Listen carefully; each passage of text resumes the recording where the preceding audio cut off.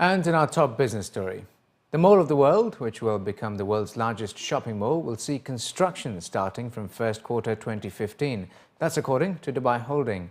The 48 million square feet climate-controlled development was announced in the second half of 2014 and will be located within Mohammed bin Rashid City.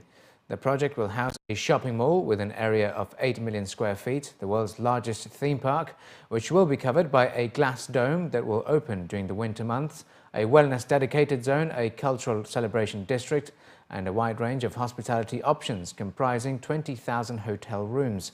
According to the statement by Dubai Holding, once completed, the development is projected to become a year-round destination, welcoming around 180 million visitors annually. In June, Dubai Holding stated that it will need 25 billion dirhams to build an entertainment district over a period of 10 years. The development of Dubai's future super hub, Al Maktoum International Airport at Dubai World Central, is moving ahead with an earmarked investment of $32 billion. The announcement by Dubai Airports, the state-owned airport owner and operator, comes as Dubai International is increasingly handling more and more passengers. Responding to the announcement, Paul Griffiths, the CEO of Dubai Airports, was quoted as saying that Dubai International is coming to a point where there are no more expansion plans available and that the existing capacity of Dubai International will be exhausted in 4 to 5 years. The airport handled more than 39.8 million passengers in the first 7 months of the year, up 4.9% compared to the same period last year. Dubai World Central, located in the south of the emirate near the Jebel Ali area, is expected to be one of the busiest airports in the world when it is finally completed, with an annual passenger capacity of 220 million. The completion of the first phase in 6 to 8 years' time will lift the airport's passenger capacity to 120 million a year. Al Etihad Credit Bureau has started issuing consumer credit reports to banks and financial institutions that have subscribed to access its credit reporting system and submitted historical credit data. The fledgling credit bureau, which should ultimately help banks to better regulate their lending risks and reward those who do not default in debts with better interest rates. The credit reports would also include the debt obligations of customers and their payment behavior patterns for the past 2 years.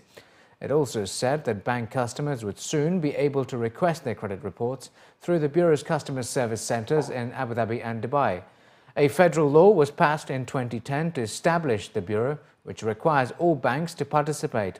The cost of financing in the UAE is hovering at lows of at least 8 years.